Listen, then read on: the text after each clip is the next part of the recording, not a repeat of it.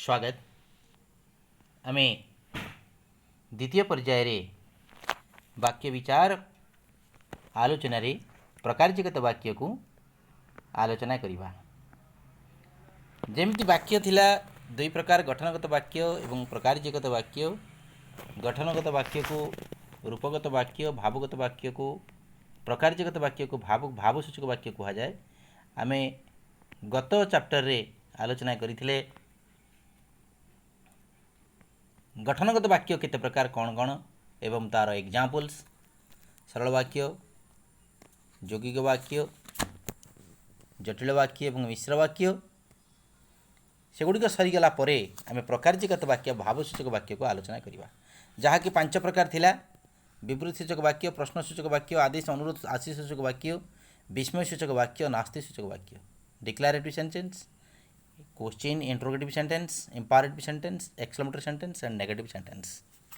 आम आलोचना प्रसंग में प्रकारजगत वाक्य को देखा। जो 5 प्रकार थिला से विवृतिसूचक वाक्यर लक्षण कौन एवं तार उदाहरण कौन। डिक्लारेटिव सेंटेंस या जहाँ मैं इंग्लीश कहूँ, जो विषय में कौन से विशेष तथ्य बा विवृत्ति उपस्थापित होता है ताको विवृतिसूचक वाक्य कहुए। गोटे वाक्य गोटे विशेष तथ्य जना पड़ुथबो। सपोज धौली शांति स्तूप भुवनेश्वर ठार 8 किलोमीटर दूर में अवस्थित। एथिरे किसी विशेषता अच्छी, किसी विशेष उक्ति अच्छी, विवृत्ति थिबारु ये हूँ विवृतिसूचक वाक्य। सपोज डिक्लारेटिव सेंटेंस, जड़े डिक्लारेसन दूसरी, जड़े पचारुची भुवनेश्वर धौली शांति स्तूप केते बाट, उत्तर आसुची धौली शांति स्तूप भुवनेश्वर ठार 8 किलोमीटर दूर। आग्रह सहकारे व्याकरण पढ़िले रसाळ लगे। This is a statement sentence just like आजकल डिक्लारेटिव मैं इंग्लीश कहूँ। या कहते विवृतिसूचक वाक्य, कारण ए गोटे विशेष उक्ति अच्छे। आग्रह सहकारे व्याकरण पढ़िले रसाळ लगे, कारण पिला माने व्याकरण पढ़ा को भल लगे ना। तेणु जदि आग्रह आसो ताहले निश्चित भाव में से व्याकरण पढ़ाटी भल लगे। ये है विशेष उक्ति थिबारु या विवृतिसूचक वाक्य बा स्टेटमेंट सेंटेंस बा डिक्लारेटिव सेंटेंस कहुए। नेक्स्ट नंबर 2 प्रश्नसूचक वाक्य। जदि कौन सेंटेंस रे किए, कहीं, किपरि, केउठारे कारण थिबो एई भली प्रश्नसूचक शब्द थाए ताहले ताकू आमे प्रश्नसूचक वाक्य कहिबा। जदि किसी प्रश्न पचरा जाय थाए, यथा तुम साहित्य बहिर ना कौन, तुम्हें केउठारु आसिल, तुम्हें केबे पुरी जीव इत्यादि, ये सब एग्जाम्पल्स अच्छी। या कहते प्रश्नसूचक वाक्य। परीक्षा ये गोटे पढ़ो कभी गोटे प्रश्नसूचक वाक्यर उदाहरण दियो, तुम लिख तुम साहित्य बहिर ना कौन, क्वेश्चन मार्क टी देबे। तब इंपारेटिव सेंटेंस अर्थात आदेश अनुरोध आशीष व उपदेश सूचक वाक्य। आदेश सूचक वाक्य कौन, जोटा आम इंपारेटिव सेंटेंस कहती। आदेश सूचक वाक्य जन को ऑर्डर दिया होची, प्रहरी चोर को धरी आण, समस्त प्रश्नर उत्तर दियो, ये हूँ आदेश सूचक वाक्य। अनुरोध सूचक वाक्य दयाकोरी मो कामटी करई दियंतु, दयाकोरी मो कामटी को करई दियंतु अनुरोध करा जाउची। आशीष भगवान तुमर मंगल करंतु, गॉड ब्लेस यू। उपदेश सर्वदा सत कह, संध्यारे प्रार्थना कर। यही सब आदेश अनुरोध आशीष उपदेशात्मक वाक्य को इंपारेटिव सेंटेंस कहा जाए। ये हूँ प्रकारजगत वाक्यर प्रकार भेद। तापर आसला विस्मयसूचक वाक्य, जहाँ को आम इंग्राजी कहूँ एक्सक्लेमेटरी सेंटेंस। जो वाक्य आनंद, विषाद, आश्चर्य, चकित, भय परी भाव प्रकाश पाई थाए ताको विस्मयसूचक एक्सक्लेमेटरी सेंटेंस कहा जाए। चंपार मृत्यु की भयंकर, ये चिन्हटी भेरी इंपोर्टाट, ये चिन्हटी देवे, यहाँ हूँ एक्सक्लेमेटरी चिन्ह, विस्मयसूचक चिन्ह। ओह तांकर केड़े बड़ घर, ये मध्य एक्सक्लेमेटरी मार्क। ओह कि सुंदर बगीचा, एथिरे आनंद प्रकाश पाउची, दुख प्रकाश पाउची, भय प्रकाश पाउची, या कहती विस्मयसूचक वाक्य बा एक्सक्लेमेटरी सेंटेंस। देन नेक्स्ट नास्तिसूचक वाक्य, जहाँ को आम नेगेटिव सेंटेंस कहू इंग्लीश रे। मु मंदिर जीवी नाही, शेष में नेगेटिव नास्ति अर्थ को बुझाउथबो, से माने पुराण श्रवण कले नाही इत्यादि। यही भली जतिक नेगेटिव सेंटेंस को आम नास्तिसूचक वाक्य बोली कहिबा। परवर्ती से जो वाक्य विचार रे आउर अनेक कथा अच्छी। आम देखा वाक्यांश। वाक्यर 2टी अंश अच्छी। गोटे वाक्य आम जहाँ लिखिले, सपोज ये गोटे आम सेंटेंस लिखिले, ये गोटे सेंटेंस आम लिखिले कौन, प्रहरी चोर को धरी आण, तुम साहित्य बहिर ना कौन, ये सब गोटे गोटे सेंटेंस। भगवान तुम मंगल करंतु, दयाकोरी मो कामटी करई दियंतु। यही भली सेंटेंस रे कौन थाए, 2टी पार्ट थाए। गोटे है उद्देश्य, गोटे है विधेय। इंग्लीश रे कहती सब्जेक्ट एंड प्रेडिकेट। इंग्लीश आम जाचे वाक्य 2टी अंश अच्छी। उद्देश्यर मुख्य अंश को कहती कर्ता, सब्जेक्ट, अर्थात उद्देश्य जीए कर्ता सी। आउ गोटे पार्ट है विधेय। विधेयर मुख्य अंश है कर्म एवं क्रिया, जहाँ इंग्राजी कहते predicate. Subject part and predicate part मिसिकर गोटे सेंटेंस है। सपोज उदाहरण गोटे परीक्षा पड़ज सचिन तेंदुलकर खूब सुंदर छक्का मारी पारती, ये गोटे वाक्य। पचारिदेव याद उद्देश्य किए अर्थात कर्ता किए, कारण उद्देश्य मुख्य अंश कर्ता सब्जेक्ट सचिन तेंदुलकर तर गार देदेव, यहाँ है उद्देश्य। विधेय किए टोटाल दिस पार्ट खूब सुंदर छक्का मारी पारती, ए कर्ता कर्म आपणकर विशेष्य विशेषण सर्वनाम अव्यय पद जेते आसिले सब कर्म एवं क्रिया ताको सर्टेस्ट कहुँ। तेणु वाक्य दुईटी अंश अच्छी, गोटे है उद्देश्य एवं अन्यटी है विधेय। उद्देश्य मुख्य अंश को कहती सब्जेक्ट बा कर्ता, विधेयर मुख्य अंश है कर्म एवं क्रिया ताको कहती प्रेडिकेट पार्ट। सेमती आउ गोटे एग्जांपल है गंगाधर मेहर तपस्विनी काव्य रचना कर। गंगाधर मेहर है कर्ता उद्देश्य, तपस्विनी काव्य रचना कर, यह है विधेय। विधेयर मुख्य अंश है कर्म क्रिया। सेमती वाक्यर केतक गुण अच्छी सत्ता अच्छी। केतोटी गुण अच्छी, गोटे है योग्यता, गोटे है आकांक्षा, आ गोटे है आसक्ति। ए तीनोटी सत्ता अच्छी, तीनोटी लक्षण अच्छी वाक्यर। गोटे वाक्य हाँपाई ये तीनोटी जिनिसर आवश्यकता अच्छी। गोटे है योग्यता, आकांक्षा, आसक्ति। योग्यता कौन ना वाक्य पद मानकर परस्पर अर्थगत संबंध को योग्यता कहती, जहाँ को कहती पद समन्वय। पद समन्वय आम जहाँ को कहवा वाक्य परस्पर पद मानकर अर्थगत संबंध थी। जदि अर्थगत संबंध नथिबो सेठी कर्ता कर्म क्रिया एक सरल रेखार थिबे किंतु अर्थ प्रकाश पाउनथुबो, प्रति पद सहित आउ गोटे पदर समन्वय नथिबो, ताले से गोटे सेंटेंस हो पारिबोनी। एग्जांपल देख बुझी पारिबो। छेली गुड़िक गीत गाउछंती, एठी छेली गुड़िक कर्ता, गीत है कर्म, गाउछंती है क्रिया, but it is not a sentence. कहीं ना तार योग्यता नहीं। योग्यता कौन ना छेली गुड़िक गीत गाइबा पाई योग्यता नहीं, तार छेली गुड़िक गीत गाई पारती नहीं।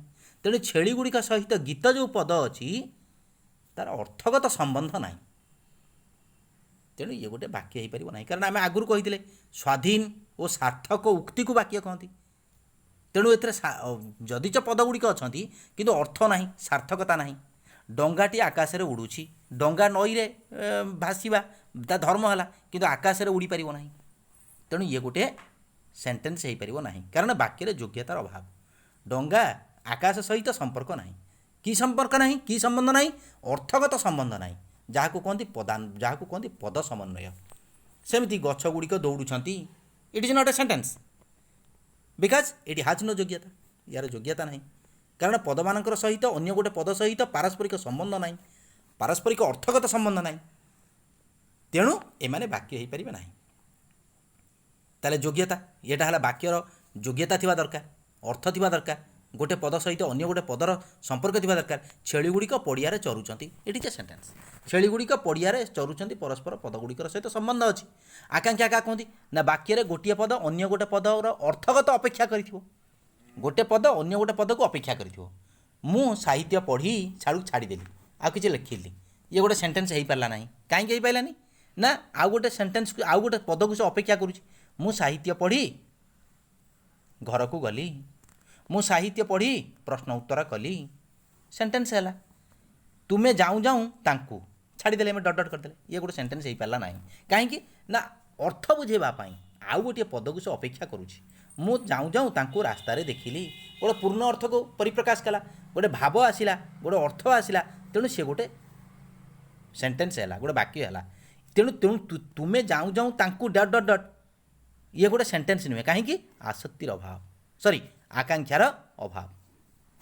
वाक्य आउ गोटे पद को आकांक्षित करुच्ची, अपेक्षा करुच्ची, ताको कहती वाक्यर आकांक्षा। तापर आसला आसक्ति। आसक्ति कौन ना पद मानकर यथास्थान अवस्थिति। गोटे सेंटेंस थी पद गुड़िक यथा यथा स्थान उपस्थित होते, कर्ता कर्ता पर कर्म, कर्म पर क्रिया, कौन पाई अर्थ पाइबा।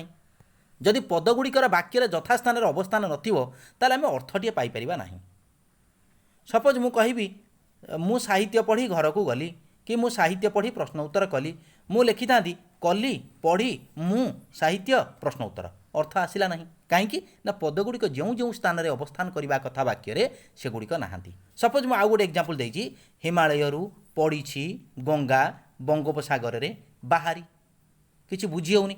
कहीं ना वाक्य पद गुड़िक जो जो स्थान में अवस्थान करने कथा से गुड़िक है ना। ताले प्रकृतिर अवस्थान कले कौन हम ନା ଗଙ୍ଗା ହିମାଳୟରୁ ବାହାରି ବଙ୍ଗୋପସାଗରରେ ପଡ଼ିଛି, ଅର୍ଥ ଆସିଲା। ତେଣୁ ବର୍ତ୍ତମାନ ହିମାଳୟରୁ ପଡ଼ିଛି ଗଙ୍ଗା ବଙ୍ଗୋପସାଗରରେ ବାହାରି, it is not a sentence because it has no ଆସକ୍ତି। ସୀତା ବନବାସ ସହିତ ରାମଚନ୍ଦ୍ରଙ୍କର 14 ବର୍ଷ କରିଥିଲେ, ଆସକ୍ତିର ଅଭାବ, ଇଟ୍ ଇଜ୍ ନଟ୍ ଏ ସେଣ୍ଟେନ୍ସ।